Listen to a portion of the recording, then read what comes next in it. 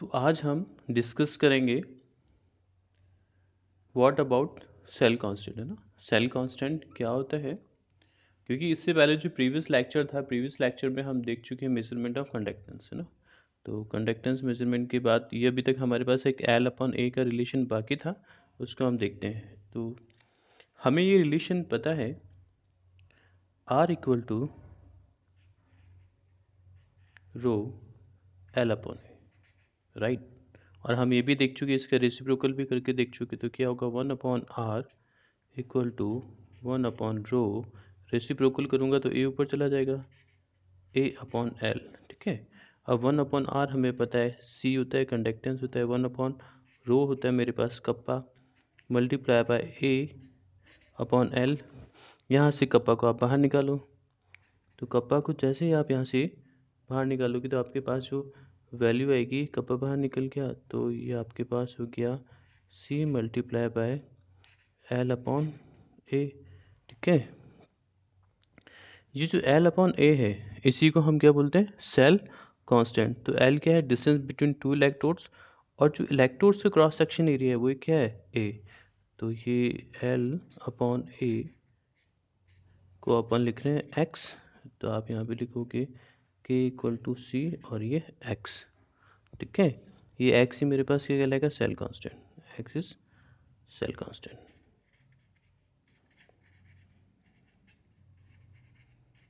तो देखो, इस x को तो आप डायरेक्टली डिटर्मिनेशन कर नहीं सकते हो, लेकिन अगर आपके पास k है, कप्पा मिल जाए और कंडक्टेंस मिल जाए, तो इस केसेस में आप इजीली क्या होगा, x का डिटर्मिनेशन कर सकते हो। तो इस इक्वेशन से अगर मैं x को बाहर निकालता हूँ, तो x equal to kappa upon C, तो क्या होगा, कप्पा मीन्स स्पेसिफिक कंडक्टेंस,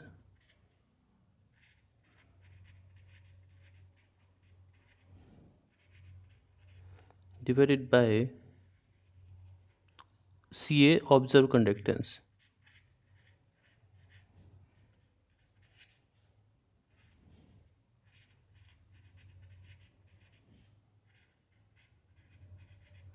ये आपके पास ऑब्जर्व कंडक्टेंस हो गई।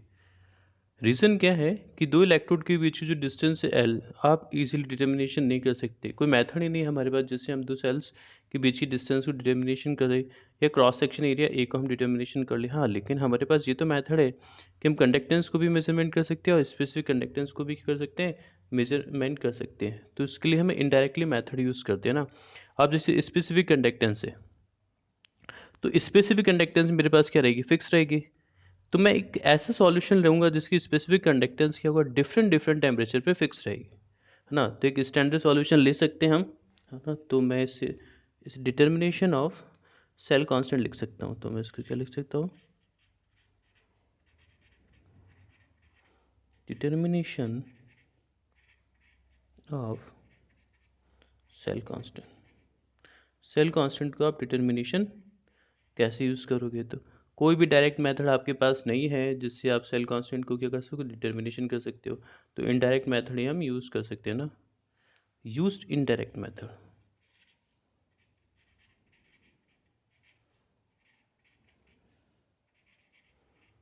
use indirect method for determination of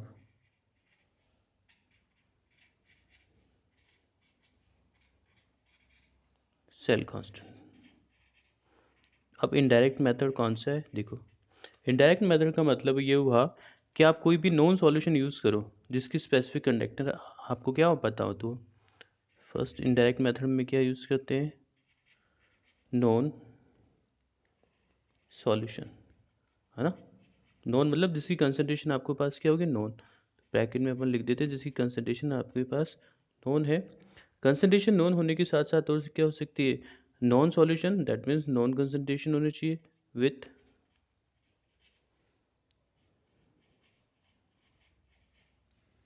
non specific conductance kappa.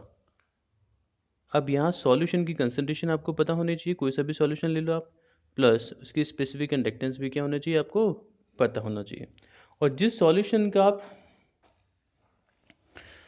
आप मेजरमेंट कर रहे हो कंडक्टिविटी का, वो अननोन हो जाए तो भी आपके पास चलेगा ना। अननोन सॉल्यूशन, एक अननोन सॉल्यूशन भी हमारे पास चाहिए जिसकी कंडक्टेंस आप इजीली ऑब्जर्व कर सकते हो ना। तो अननोन सॉल्यूशन, जो अननोन सॉल्यूशन होगा इसकी हमें करनी अननोन सॉल्यूशन ऑब्जर्व कंडक्टेंस सी, उसकी हमें लेनी है कंडक्टेंस सी। तो ये ऑब्जर्व किससे करोगे, इसे ऑब्जर्व करने के लिए हम यूज़ करते हैं व्हीटस्टोन ब्रिज, है ना। तो इसके लिए हम यूज़ करेंगे Wheatstone bridge.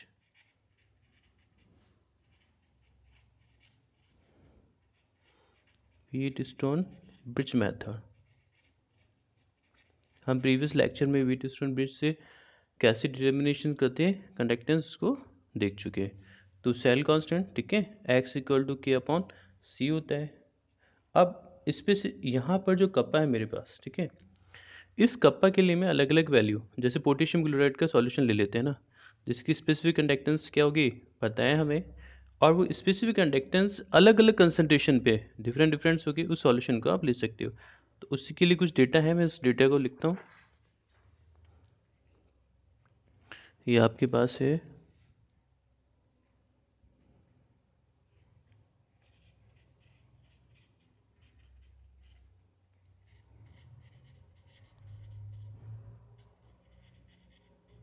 Specific conductance of potassium chloride solution ना, ये इलेक्ट्रोलाइट्स है। तो इसकी स्पेसिफिक कंडक्टेंस कौन सी कंसंट्रेशन पे कितनी होगी उसको लिखते हैं कंसंट्रेशन, ठीक है।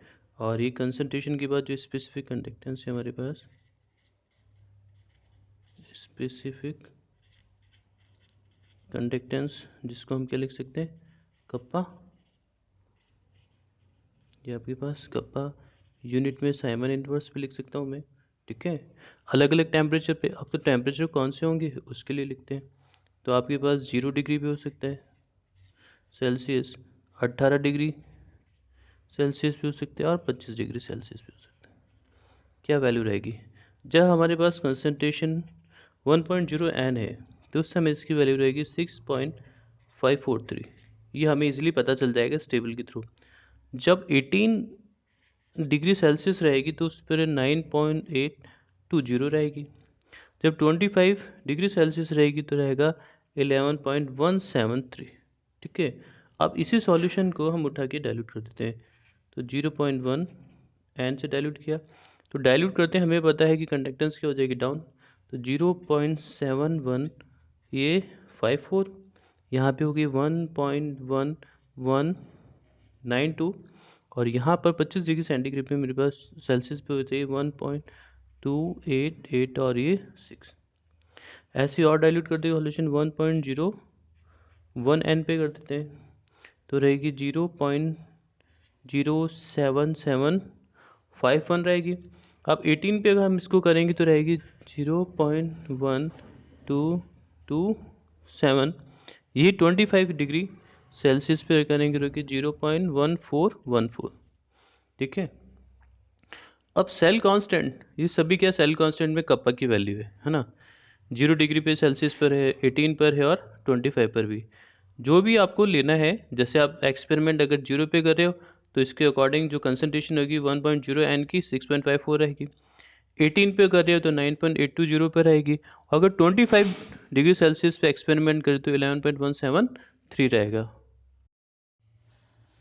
तो आपके पास ये आप वैल्यू ले सकते हो और डायरेक्ट कप्पा की वैल्यू को रख सकते हो ना। तो आप देखते हैं हमारे पास वापस सेल कांस्टेंट क्या होगा। सेल कांस्टेंट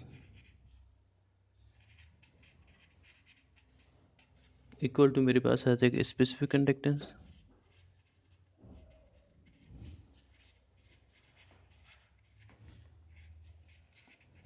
है ना।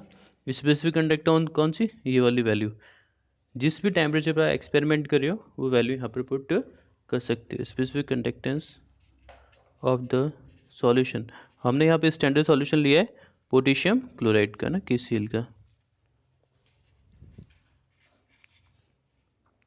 डिवाइडेड बाय ऑब्जर्व कंडक्टेंस,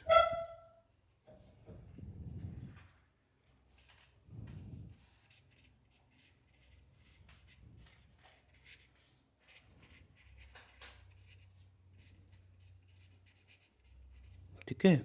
तो सेल कांस्टेंट को अपन किससे लिखते हैं, x से। ये आपके पास क्या आ गया, कप्पा। ठीक है, ऑब्जर्व कंडक्टेंस, तो कंडक्टेंस निकालने के लिए हम क्या करेंगे, इसका रेसिस्टेंस ले लेंगे और रेसिस्टेंस का क्या करेंगे, रेसिप्रोकल। तो 1/r ही मेरे पास क्या कहलाता है, C। तो आप इसको कैसे सॉल्व करोगे, ये R ऊपर चला जाएगा, तो X इक्वल टू आपके पास रहा K मल्टीप्लाई बाय R।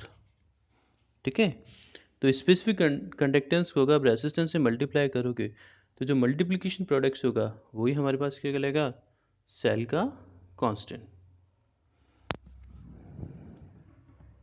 ठीक है, तो इस तरह से आप डिटर्मिनेशन कर सकते हो सेल कांस्टेंट को, ये x इक्वल टू के मल्टीप्लाई बाय आर के थ्रू। ठीक है, ये इनडायरेक्ट मेथड ही होता है क्योंकि डायरेक्टली हम कभी भी एक्स की वैल्यू डिटर्मिनेशन नहीं कर सकते, इसलिए पहले आपको स्पेसिफिक कंडक्टेंस लेना पड़ेगा और क्या लेना पड़ेगा, रेसिस्टेंस, है ना, जो कि क्या है, रेसिप्रोकल ऑफ रेसिस्टेंस ही क्या कहलाएगा मेरे पास, कंडक्टेंस।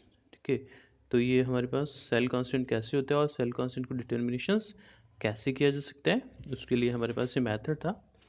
अब जो नेक्स्ट लेक्चर है उस लेक्चर में हम दो न्यूमेरिकल देखेंगे। ठीक है, कि सेल कांस्टेंट को आप कैसे कैलकुलेट कर सकते हो और इक्विवेलेंट कंडक्टेंस को कैसे कैलकुलेट कर सकते हो।